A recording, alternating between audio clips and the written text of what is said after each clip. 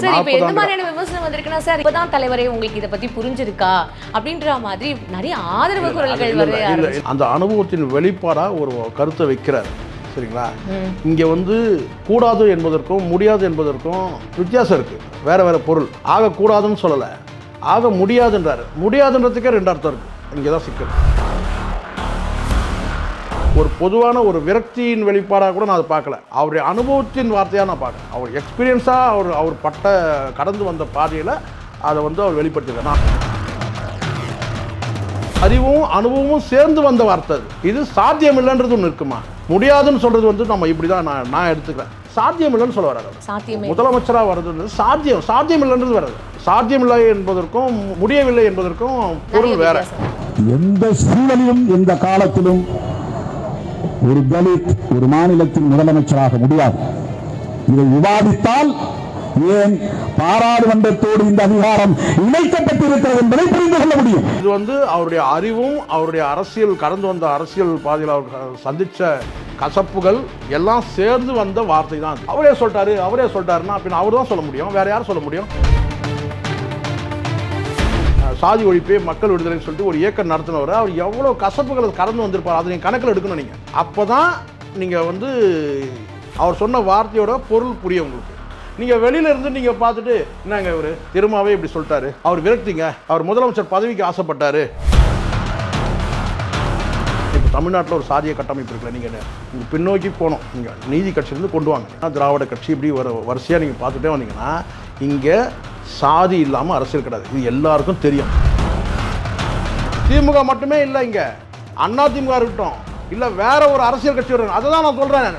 நேற்று ஆரம்பித்த அந்த கட்சியில் கூட பார்த்தீங்கன்னா வேட்பாளராக வந்து ஒரு பட்டியல் வகுப்பு சார்ந்தவங்கள ஏன் போடலை? மாற்று அரசியல் சொல்கிறானா இல்லையா?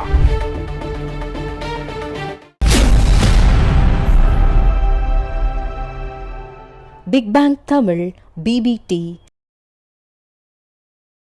பிபிடி தமிழ் நேயர்கள் அனைவருக்கும் வணக்கம். இன்னைக்கு நம்மளோட மூத்த பத்திரிகையாளர் ஷேக்குவார் அவர் தான் இருக்கார். அவர்கிட்ட நிறைய விஷயங்கள் கேட்டு தெரிஞ்சுக்கலாம். நிகழ்ச்சிக்கு போகலாம். வணக்கம் சார். சார் இப்போ என்ன ஆகுதுன்னா, இப்போது விசிகேயோட தலைவர் அவர்கள் தொல் திருமாவளவன் அவர்கள் முன்னநேத்தி வந்து ஒரு இதில் வந்து ஒரு மேடையில் ஒரு விஷயத்த சொல்லியிருக்காரு. அது இப்போது விமர்சனமா இல்லை வந்து இது எப்படி பார்க்கப்பட போகுதுன்றதை வரக்கூடிய காலத்தில் தான் நம்ம வந்து இது பண்ணோம். ஏன்னா அவர்கிட்டேருந்து இப்படி ஒரு விஷயம் எதிர்பார்க்கவே இல்லை. ஒரு ஓப்பனாக இந்த மாதிரியான ஒரு விஷயம் பகிரங்கமாக பேசியிருக்காரு. இங்கே நம்ம வந்து எதிர்பார்க்க முடியாது. இந்த மாதிரி எஸ்சி எஸ்டி அந்த மாதிரி இருக்கிறவங்க வந்து ஒரு முதலமைச்சர் பதவிக்கு வரணும் அப்படின்றது வந்து அது மாதிரி வந்து எதிர்பார்க்க முடியாது அப்படின்ற மாதிரி சொல்லிட்டார். எங்களுக்கு ஸ்டாலின் அரசு அவர்கள் மேலே வந்து நம்பிக்கை இருக்குது. ஆனால் மாநில அரசுன்றது வந்து நிலையானது கிடையாது, அது மாறி மாறி வந்துட்டே இருக்கும் அப்படின்ற மாதிரி இந்த விமர்சனம் அவர் சொல்லுவார் அப்படின்றத யாருமே எதிர்பார்க்கவே இல்லை சார். அவர் வந்து அவர் ரொம்ப தெளிவாக ஒரு 40 ஆண்டு காலம் சொல்ல முடியும் கிட்டத்தட்ட. சார் இப்போ எந்த மாதிரியான விமர்சனம் வந்திருக்குன்னா சார் இப்பதான் தலைவரே உங்களுக்கு இதை பத்தி புரிஞ்சிருக்கா அப்படின்ற மாதிரி நிறைய ஆதரவு குரல்கள் வருது.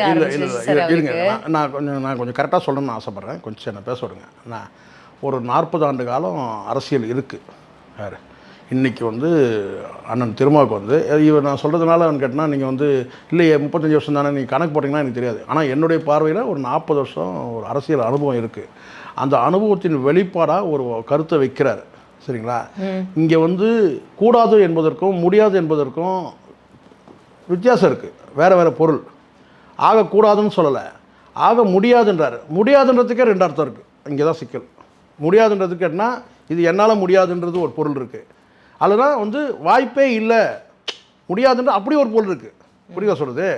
அதைத்தான் அவர் சொல்ல வர்றாரு. என்னன்னு கேட்டால் இங்கே கட்டமைப்பு இல்லை, சாதிய கட்டமைப்பு. தமிழ்நாட்டில் ஒரு சாதிய கட்டமைப்பு இருக்குல்ல, நீங்கள் பின்னோக்கி போனோம். நீங்கள் நீதி கட்சியிலேருந்து கொண்டு வாங்க. நீங்கள் நீதி கட்சியிலேருந்து நீங்கள் ஒரு ஸ்டெப்பாக நீங்கள் பார்த்தீங்கன்னா திராவிட கட்சி இப்படி வரிசையாக நீங்கள் பார்த்துட்டே வந்தீங்கன்னா இங்கே சாதி இல்லாமல் அரசியல் கிடையாது. இது எல்லாருக்கும் தெரியும்.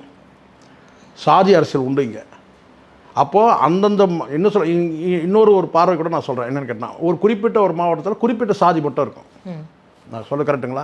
இப்போ தென் மாவட்டங்கள்னா முக்குளத்தோர் இந்த மாதிரி ஒரு குறிப்பிட்ட மாவட்டத்தில் குறிப்பிட்ட சாதியை சார்ந்தவங்க இருப்பாங்க. ஆனால் பட்டியல் வகுப்பு சார்ந்தவங்க மட்டும் பார்த்தீங்கன்னா செதறின மாதிரி இருப்பாங்க. எல்லா இடத்துலையும் அந்த ஊர் காலனி சொல்கிறாங்க இல்லையா, எல்லா இடத்துலையும் இருப்பாங்க. அப்போது இவங்களெல்லாம் ஒரு குறிப்பிட்ட மாவட்டத்தில் வந்து நீங்கள் வந்து ஒரு 10 எம்எல்ஏ வந்துட முடியும்பா அப்படின்னு வந்து நீங்கள் குறிப்பிட்டு நீங்கள் சொல்ல முடியாது. அங்கே பட்டியல் இப்போ நான் இங்கே இப்போ இது எடுத்துங்க, நீங்கள் விக்கிரவாண்டி பை எலெக்ஷனில் மட்டும் நீங்கள் எடுத்துங்க. நம்ம அண்ணன் சொன்னதுக்கு நம்ம போகிறோம் சரிங்களா, நான் மாறி போகல. இப்போது விக்கிரவாண்டியில் வந்து 35% வந்து பட்டியல் வகுப்பை சார்ந்தவங்க இருக்கிறாங்க சரிங்களா. அங்கே பட்டியல் வகுப்பை சார்ந்தவங்க வந்து பார்த்திங்கன்னா இங்கே வன்னிய சமூகத்தை சார்ந்தவங்க 45% மேலே இருக்கிறாங்கன்னு வச்சுக்கோங்க. அங்கே கேண்டிடேட் 3 கேண்டிடேட் பார்த்திங்கன்னா மெஜாரிட்டி கேண்டிடேட் தான் அங்கே போட்டாங்க. மாற்று அரசியல் சொல்லக்கூடிய வந்து நாம் தமிழர் கூட பார்த்தீங்கன்னா மாற்று அரசியல் சொல்லி சொல்கிறாங்க இல்லையா, அவங்க கூட வந்து பார்த்தீங்கன்னா வந்து பட்டியல் வகுப்பை சார்ந்தவங்களும் வந்து ஒரு வேட்பாளராக போடலை. ஏன் போடலை சொல்லுங்க பார்க்கலாம். இது 35 அது 45 இல்லை, பிற சமூகத்தை சார்ந்தவங்க ஒரு பர்சன்டேஜ் இருக்குல்ல, அதை எழுந்துருவாங்க. அங்கே வந்து ஒரு பட்டியல் வகுப்பை சார்ந்தவங்களை கேண்டிடேட்டாக போட்டால் பிற சமூகத்தை சார்ந்தவங்களுடைய வாக்குகள் வந்து விழாது. அதே வன்னியர் சமூகத்தை சார்ந்தவங்க வந்து நீங்கள் வந்து வேட்பாளர் போட்டால் பிற சமூகத்தை சார்ந்தவங்களும் வந்துடும். அது பட்டியல் வகுப்பு சார்ந்தவங்க போட்டோம் போடாமல் போட்டோம். இப்படியான இப்போ புரியுதுங்களா. நான் யாரும் குறிப்பிட்ட ஒரு தலைவர் இந்த விஷயத்தில் பேசவில்லை. இங்கே வந்து அண்ணன் திருமாவர்கள் சொல்கிறது வந்து கேட்டிங்கன்னா ஒரு பொதுவான ஒரு விரக்தியின் வெளிப்பாடாக கூட நான் அதை பார்க்கல, அவருடைய அனுபவத்தின் வார்த்தையாக நான் பார்க்குறேன். அவர் எக்ஸ்பீரியன்ஸாக அவர் கடந்து வந்த பாதையில் அதை வந்து அவர் வெளிப்படுத்தியிருக்கார். நான் அவருக்கு ஆதரவாக நான் பேசணுன்றதோ எதிராக பேசணும் கிடையாது. அவர் விரக்தியில் பேசணும்னு சொல்கிறாங்களே சில பேர், அது கூட கிடையாது. இது அனுபவ வார்த்தை. இது அறிவும் அனுபவமும் சேர்ந்து வந்த வார்த்தை. இது சாத்தியம் இல்லைன்றது ஒன்று இருக்குமா, முடியாதுன்னு சொல்கிறது வந்து நம்ம இப்படி தான் நான் எடுத்துக்கிறேன். நான் புரிஞ்சுக்கிட்டேன்னா சாத்தியம் இல்லைன்னு சொல்ல வர்றார் அவர். இது முதலமைச்சராக வர்றது சாத்தியம் இல்லைன்றது வர்றது. சாத்தியமில்லை என்பதற்கும் முடியவில்லை என்பதற்கும் பொருள் வேற. எந்த சூழலிலும் எந்த காலத்திலும் ஒரு தலித் ஒரு மாநிலத்தின் முதலமைச்சராக முடியாது. இதை விவாதித்தால் ஏன் பாராளுமன்றத்தோடு இந்த அதிகாரம் இணைக்கப்பட்டிருக்கிறது என்பதை புரிந்து கொள்ள முடியும். இதை போய் மாநில அரசு கிட்ட நமக்கு திமுக அரசு மீது நம்பிக்கை இருக்கிறது சரி, ஆனால் திமுக அரசு என்பது நிலையானதல்ல, மாநில அரசு தான் நிலையானது. மாநில அரசுங்கிறது பெர்பெச்சுவேட் ஒன்று. கட்சிகள் வந்து வரும் போகும், அது வேறு. சமூக நீதியின் மீது நம்பிக்கை உள்ளவர்கள் வருவார்கள் போவார்கள், அது வேறு. மாநில அரசு எந்த சூழலிலும் ஒரு தலித்தை முதலமைச்சராக ஏற்றுக்கொள்ளுகிற நிலை இங்கே இல்லை, வர முடியாது. இந்தியாவிலேயே அதிகமான மக்கள் தொகை கொண்ட பட்டியல் சமூகம் பஞ்சாபில் தான் இருக்கிறது. மொத்த மக்கள் தொகை 32%. எஸ்சி எஸ்டி மட்டும் 32% உள்ள ஒரு சமூகம் தனித்து ஒரு அரசியல் சக்தியாக எழுச்சி பெற்றால் அவர்கள்தான் நிரந்தர முதலமைச்சராக இருக்க முடியும். ஏன்னா 30-33% இருந்தாலே ஆட்சிக்கு வந்துட முடியும். ஆனால் அது 100 விழுக்காடு கன்சாலிடேட் ஆகணும், அது பிராக்டிகலா முடியாது.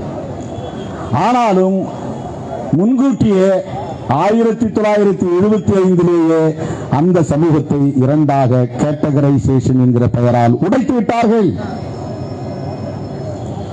சீக்கிய எஸ்சி நஜிபி 6 சீக்கிய மதத்தில் இருக்கிற ஷெட்யூல் காஸ்ட், வால்மீகி அப்படின்னு ஒரு ஷெட்யூல் காஸ்ட் இருக்கிறாங்க. வால்மீகிங்கிற பெயர்ல ஒரு ஷெட்யூல் காஸ்ட் இருக்கிறாங்க.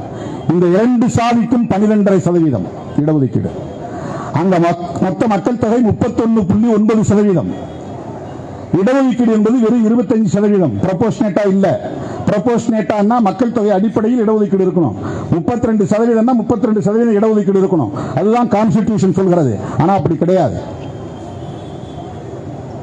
இன்னைக்கு தமிழ்நாட்டுக்குள்ள 2011 சென்சஸ் படி, இதுல எல்லாரும் இந்த காஸ்ட் சென்சஸ் பேசுறாங்களே, அதுல சென்ட்ரல் கவர்மெண்ட் இந்திய ஒன்றிய அரசு எடுக்கிற சென்சஸ் மக்கள் தொகை கணக்கெடுப்பில் எல்லா கணக்கெடுப்பின் போதும் ஷெட்யூல் காஸ்ட் ஷெட்யூல் ட்ரைப்ஸ்ல ஒவ்வொரு சாதியும் எவ்வளவு இருக்கிறார்கள் என்று சாதி வாரி கணக்கெடுப்பு நடத்தப்படுகிறது.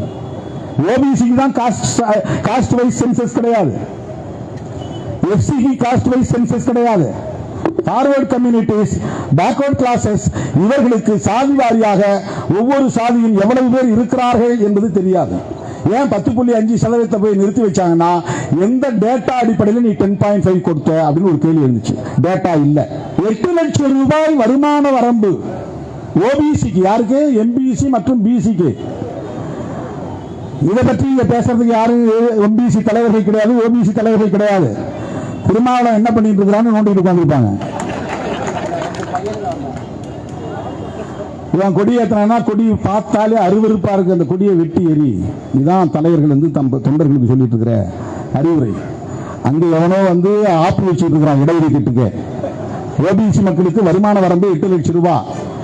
2 பேரும் நான் இன்னைக்கு கிளம்புற நேரத்தில் 2 தம்பிங்க வந்தாங்க. இது பேர் சொன்னாங்க, மறந்துட்டேன். என்னன்னா அவன் பிரிலிமினரி எழுதி பாஸ் பண்ணிட்டான், யூபிஎஸ்சில மெயின் எழுதி பாஸ் பண்ணிட்டான், இன்டர்வியூ பாஸ் பண்ணிட்டான். அது எவ்வளவு கடினமான ஒரு விஷயம் உங்களுக்கு தெரியும். அவ்வளவு எளிதா பிரிலிமினரி பாஸ் பண்ண முடியாது. அதாவது நுழைவுத் தேர்வு மாதிரி, பிரிலிமினரிங்கிறது தொடக்க தேர்வு, ஐஏஎஸ்க்கானது. 2 பேரும் பாஸ் பண்ணிட்டாங்க. 2 பேருக்கும் அலாட்மெண்ட் இல்லை. ஏண்டா அலாட்மெண்ட் இல்லைன்னா உங்க 2 பேருடைய ஆண்டு வருமானமும் 8 லட்சத்தை தாண்டி விட்டது. நீங்க எல்லாத்துக்கும் இப்பெல்லாம் வந்து வாயிலிருந்து வர வார்த்தைகள் எல்லாம் நம்ம நிறைய பொருள் கண்டுபிடிக்கிறோம்ல. இது வந்து அவருடைய அறிவும் அவருடைய அரசியல் கடந்து வந்த அரசியல் பாதையில் அவர் சந்தித்த கசப்புகள் எல்லாம் சேர்ந்து வந்த வார்த்தை தான் அது. அவரே சொல்லிட்டாருன்னா பின்ன அவர் தான் சொல்ல முடியும், வேற யார் சொல்ல முடியும்? அவர் தான் சொல்ல முடியும். நீங்கள் இப்படி எடுத்துக்கணும். கண்ணதாசன் ஒரு வார்த்தை சொன்னதாக ஒரு தகவல் இருக்குமா, ஒரு மனிதன் வந்து இப்படி தான் வாழ வேண்டும், இப்படி தான் வாழக்கூடாதுன்னு சொல்கிறதுக்கு முழு தகுதி எனக்கு இருக்குது. ஏன்னா எப்படியெல்லாம் வாழக்கூடாதோ அப்படியெல்லாம் நான் வாழ்ந்துருக்கிறேன்னு சொன்னார். அது வந்து என்ன வார்த்தைன்னு கேட்டால், அப்போ எனக்கு தகுதி இருக்குது, ஒரு மனிதன் இப்படி தான் வாழணும் அப்படின்னு சொல்கிறதுக்கு எனக்கு தகுதி இருக்குன்றார். ஆனால் அவர் வந்து நெகட்டிவாக அவர் வாழ்ந்ததுனால நிறைய கசப்புகளை சந்திச்சிருக்காரு. அப்போ இங்கே வந்து பெரிய சாதிக்கு எதிரான மிகப்பெரிய போராட்டமே நடத்தணும். சாதி என்ன சொன்னால் வந்து சாதி ஒழிப்பே மக்கள் விடுதலைன்னு சொல்லிட்டு ஒரு இயக்கம் நடத்தினவர். அவர் எவ்வளோ கசப்புகளை கடந்து வந்திருப்பார், அதை நீங்கள் கணக்கில் எடுக்கணும். நீங்கள் அப்போ தான் நீங்கள் வந்து அவர் சொன்ன வார்த்தையோட பொருள் புரியும் உங்களுக்கு. நீங்கள் வெளியில இருந்து நீங்கள் பார்த்துட்டு என்னங்க இவர் திரும்பவே இப்படி சொல்லிட்டாரு, அவர் விரக்திங்க, அவர் முதலமைச்சர் பதவிக்கு ஆசைப்பட்டாரு, ஐயோ அந்த மாதிரிலாம் அது ஆசைப்பட்டு கிடைக்காதனால அப்படி சொல்கிறாரா அப்படிலாம் நீங்கள் நினைப்பீங்க இல்லையா? பலருடைய பார்வை அப்படி இருக்கலம்மா நான் சொல்கிறது. ஆனால் நான் அப்படி எடுக்கலை. அவர் வந்து அதுக்கான முயற்சியில் கூட அவர் இல்லை. ஆனால் அவருக்கு அந்த அறிவும் அனுபவமும் வந்து அவர் அந்த வார்த்தையை சொல்ல வைக்குது. இங்கே இது சாத்தியம் கிடையாது தமிழ்நாட்டில். அப்போ குறிப்பிட்டு நீங்கள் வந்து திமுக மட்டும் ஏன் சொல்கிறது கேட்டால், திமுக மட்டுமே இல்லை, இங்கே அண்ணா திமுக இருக்கட்டும், இல்லை வேற ஒரு அரசியல் கட்சி வரும். அதை தான் நான் சொல்கிறேன். நேற்று ஆரம்பித்த அந்த கட்சியில் கூட பார்த்தீங்கன்னா வேட்பாளராக வந்து ஒரு பட்டியல் வகுப்பை சார்ந்தவங்கள ஏன் போடலை? மாற்று அரசியல் சொல்கிறானா இல்லையா? விக்கிரவாண்டியில் 35% இருக்குது. இவங்க நான் வந்து வன்னியர்கள் 45%, பிற சமூகத்தை சார்ந்தவங்க மீதி இருக்காங்க. ஏன் போடலை? ஏன் அங்கே வன்னியரே போடுறான்? நீ தான் மாற்று அரசியலுக்கு வந்து அப்படி கிழிக்க வந்த ஆள்தால நீ. அங்கே ஏன் பட்டியல் சமூகத்தை சார்ந்தவங்க வந்து ஒரு வேட்பாளர் நிறுத்த முடியல? இப்போ புரியுதுங்களா அண்ணன் சொன்னது? எந்த கட்சி வந்தாலும் சரி, நாளைக்கு மாற்று அரசியல் தரக்கூடிய வந்தாலும் சரி, யார் வந்தாலும் சரி, நீங்கள் வந்து ஒரு முதலமைச்சராக வந்து ஆக்க விட மாட்டாங்க. அவர் கடந்து வந்த தேசிய அளவில் அவர் கடந்து வந்த பாதையை சொல்கிறாருமா, பார்வையை சொல்கிறார். மாயாவதியால் நீடிக்க முடிஞ்சுதா? வந்துட்டாங்க, நீடிக்க முடிஞ்சுதா? அதனால் இது வந்து எனக்கு நான் வித்தியாசமாக நான் பார்க்கல. அவருடைய அறிவும் அவர் சக்தி, அவர் விரயம் பண்ண சக்தி, அனுபவம் இதெல்லாம் சேர்ந்து வந்த வார்த்தை. அது திட்டமிட்டு பேசின வார்த்தையாக கூட நான் நினைக்கல. சரிங்களா? திட்டமிட்டு பிளான் பண்ணி இதை தான் சொல்லணும் இதை அப்படின்னு கிடையாது.